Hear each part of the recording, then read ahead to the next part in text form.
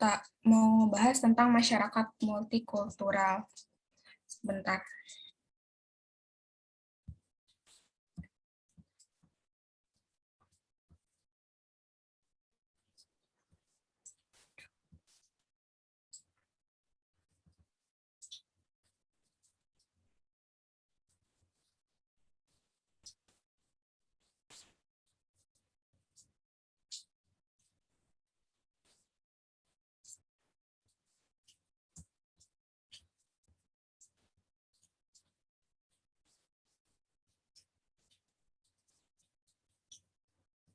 Oke, kita langsung mulai aja ya. Jadi, apa sih masyarakat multikultural itu? Atau multikulturalisme itu apa sih?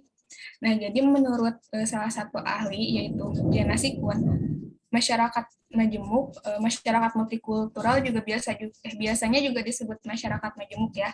Jadi masyarakat majemuk ini tuh masyarakat yang secara struktural itu memiliki subkebudayaan yang beragam yang ditandai oleh kurang berkembangnya sistem nilai yang disepakati oleh seluruh anggota masyarakat dan juga sistem nilai dari kesatuan-kesatuan sosial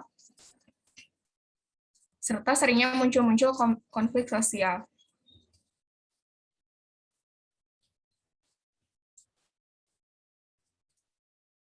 Ya, gimana, Sabila? Kenapa?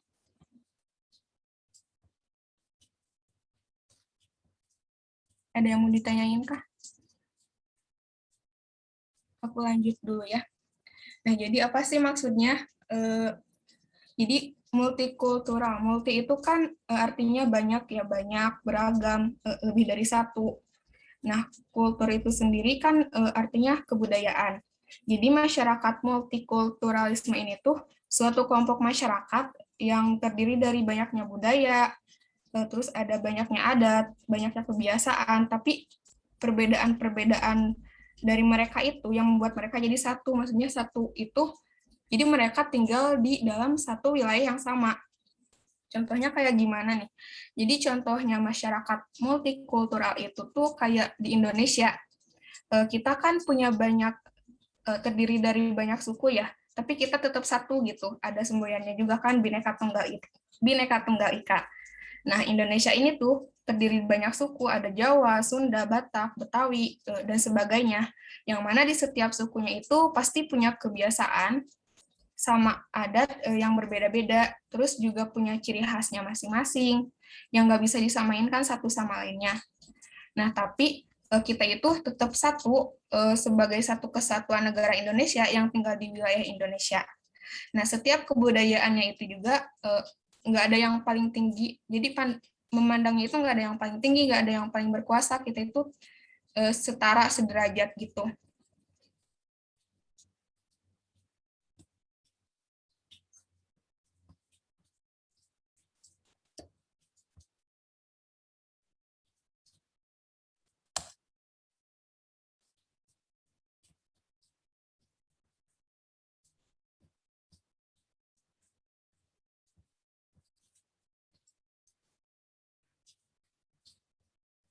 Nah, selanjutnya ada ciri-ciri dari masyarakat multikultural.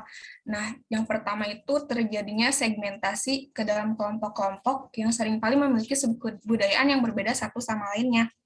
Karena ya tadi juga judulnya kan multi ya, multi banyak lebih dari satu. Nah, jadi kita tuh kesatuan tapi yang terdiri dari banyaknya kebudayaan. Nah, kebudayaan kesatuannya itu kan dibagi-bagi oleh budaya-budaya, jadi adanya segmentasi ke dalam kelompok-kelompok. Yang kedua itu memiliki struktur sosial yang terbagi-bagi ke dalam lembaga-lembaga yang bersifat non-komplementer. Nah, jadi masyarakat yang beragam ini tuh membuat struktur masyarakatnya mengalami perbedaan antara masyarakat satu sama yang lainnya. Jadi kebagi-bagi lagi kan. Nah, perbedaan struktur masyarakat ini tuh bisa dilihat dari lembaga-lembaga sosial.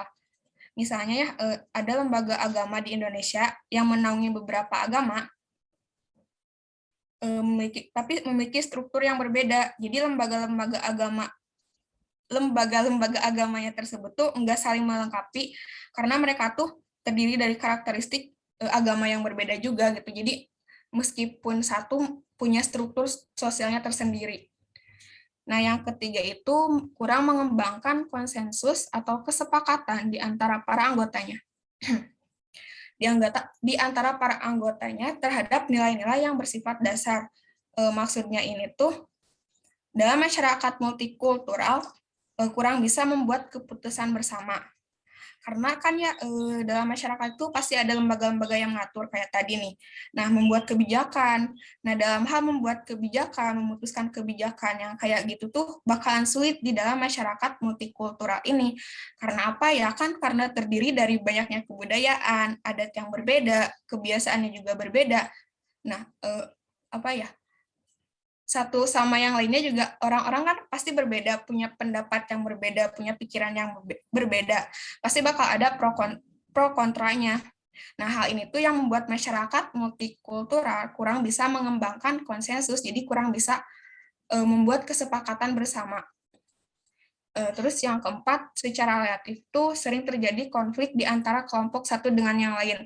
Karena masalah yang tadi, karena masalah yang perbedaan itu, perbedaan pendapat, banyaknya orang yang dengan latar belakang yang berbeda kayak gitu, pasti bakal gampang banget terjadi konflik di antara masyarakat multikultural ini.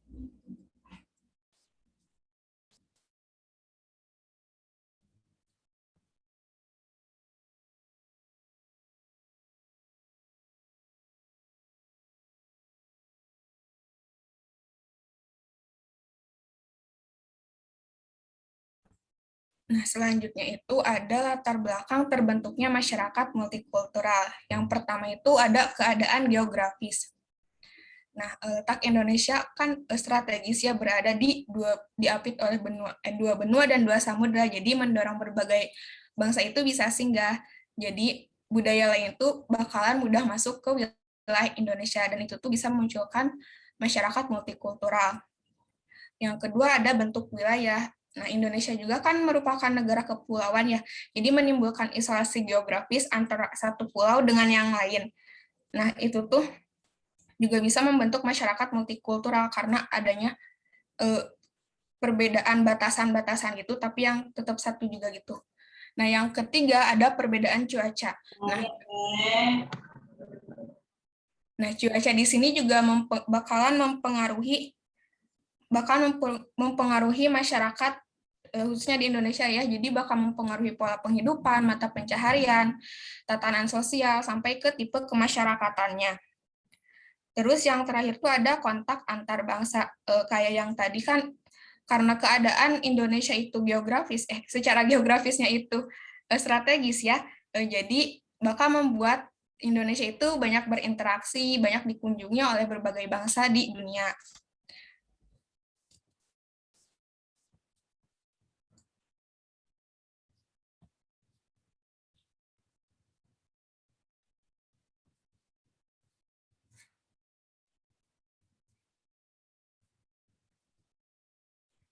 Terus yang selanjutnya ada di dalam masyarakat multikultural ini tuh ada yang namanya interseksi sosial.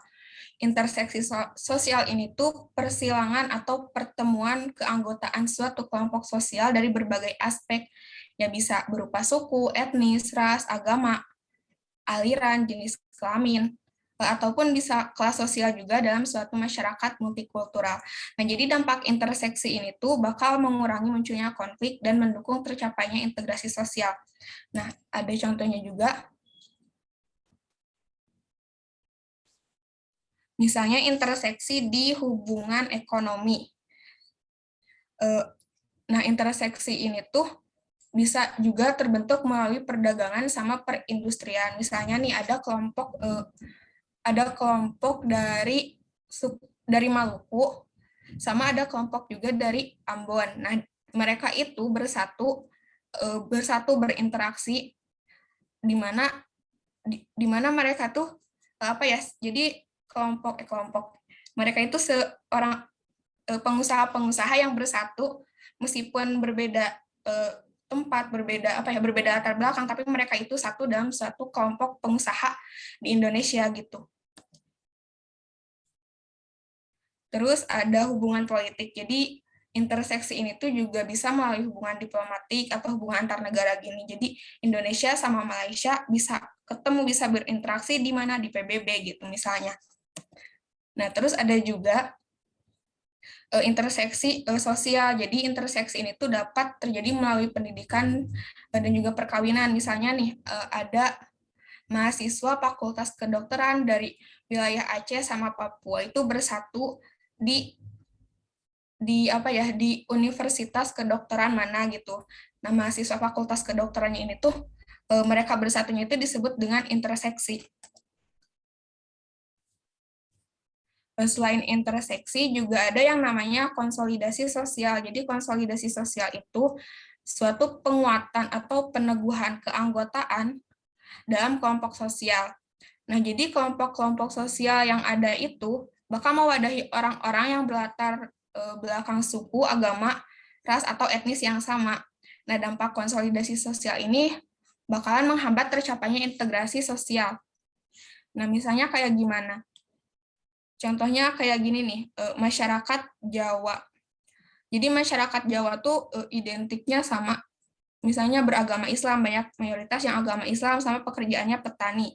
Nah, kalau misalnya di Bali beda lagi, mereka itu mayoritas agamanya Hindu, terus pekerjaannya nelayan. Jadi yang menguatkannya itu, jadi yang menguatkan identitas merekanya itu kayak mereka terdiri dari agama yang sama, banyak agama yang sama terus mata pencahariannya juga mayoritas ya sama gitu. Jadi hal yang sama itu yang menguatkan mereka dan juga membedakan mereka satu sama lainnya. Contohnya lagi tuh misalnya gimana ya? Contohnya ke orang-orang yang suka K-pop deh. Nah, apa sih yang membuat orang yang suka K-pop itu, oh kan udah kayak gini ya, kayak apa ya? Kalau misalnya orang yang suka K-pop atau K-popers itu kan kelihatan gitu punya ciri-cirinya. Orang-orang kan lihat K-popers itu tuh misalin ciri-cirinya suka halu, banyak SW, banyak bagiin SW Koreaan. Terus misalnya kan juga penguasa Twitter lah, suka baca AU atau Wattpad. Nah, itu tuh yang menguatkan orang K-pop yang menguatkan K-popers karena mereka ngelakuin hal-hal tersebut. Jadi konsep konsolidasi itu di mana suatu masyarakatnya dikuatkan oleh ciri-ciri yang mereka punya, yang mayoritasnya mereka lakukan gitu.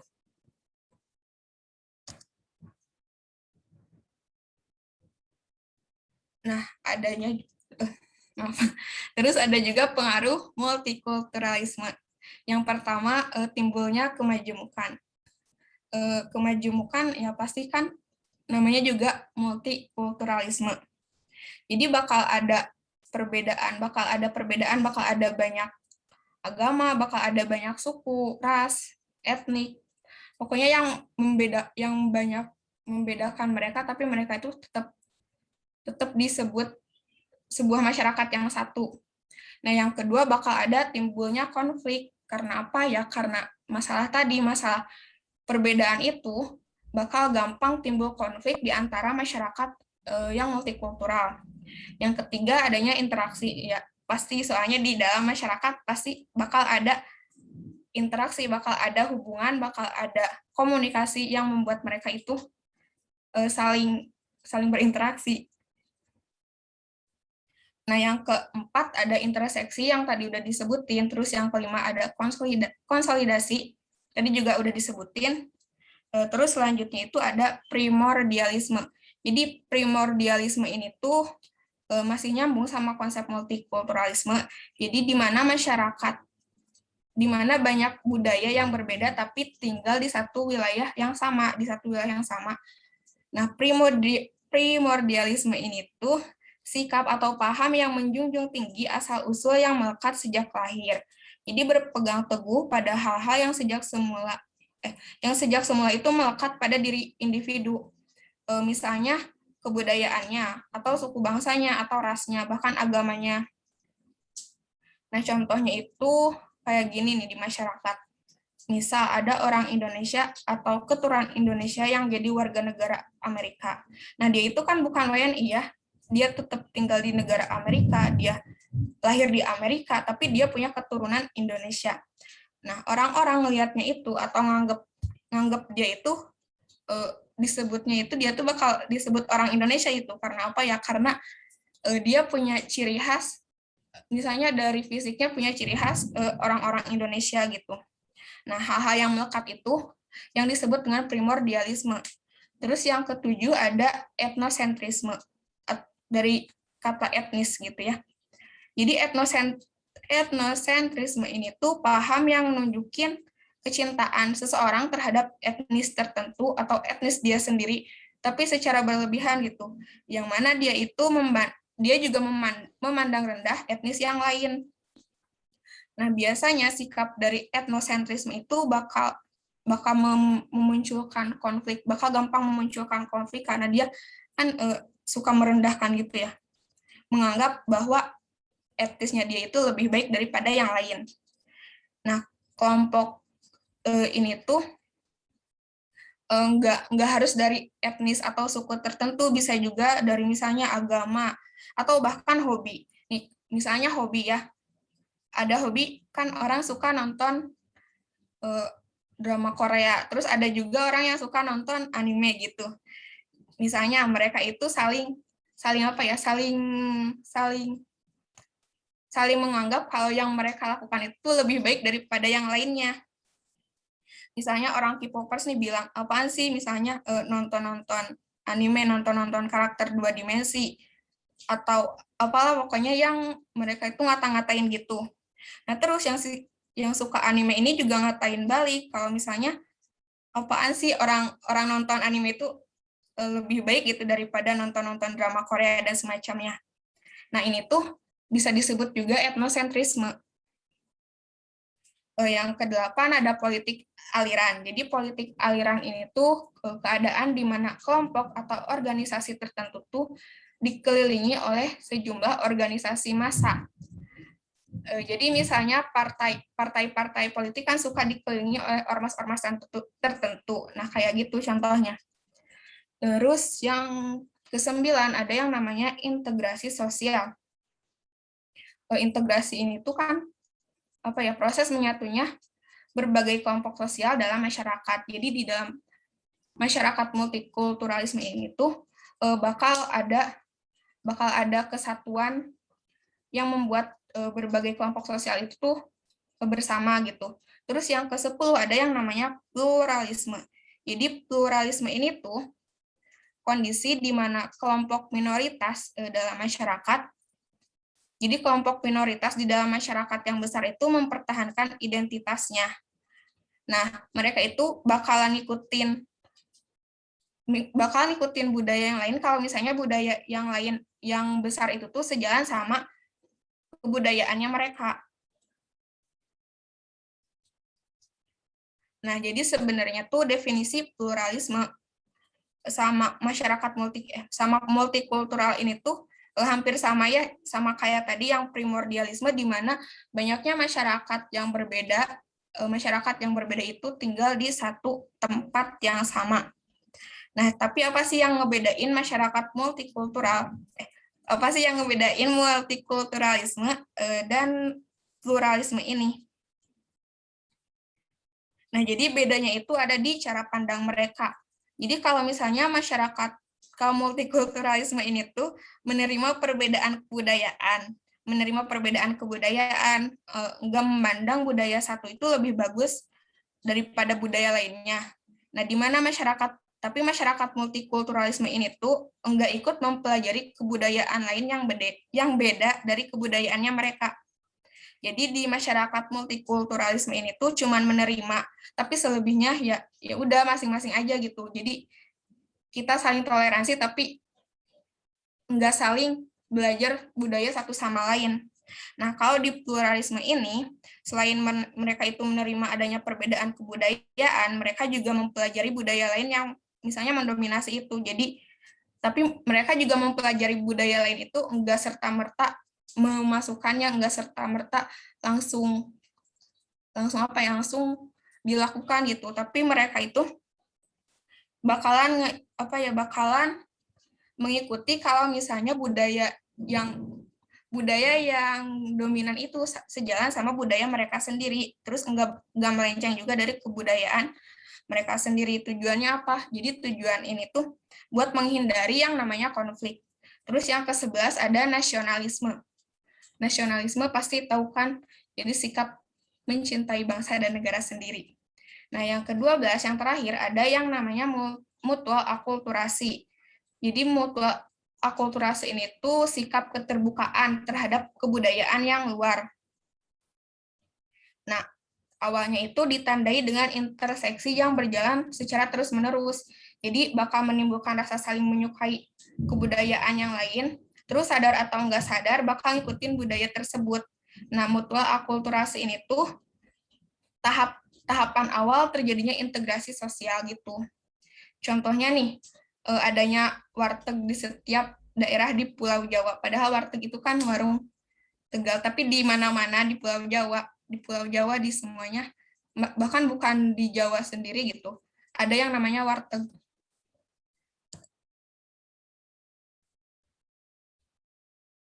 Oke, cuman segini sih sekarang.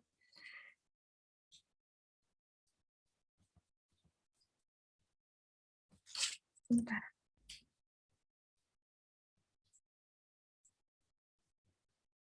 Nah, jadi kita nggak bakal ngebahas soal secara langsung, tapi aku bakal bagiin di quizzes ya. Nah, kenapa aku sekarang bagiinnya di quizzes? Karena kan karena sekarang tuh aku terakhiran tutor gitu. Terus aku juga apa ya, punya buku lah, punya buku kumpulan soal yang belum kepake waktu dulu. Jadi belum kepake, jadi masih kosong gitu. Karena sayang didiemin, jadi aku bakal ngasih ke kalian. Jadi nanti siapapun yang dapat, pokoknya semoga bermanfaat. Bentar ya, aku mau nyari dulu kodenya.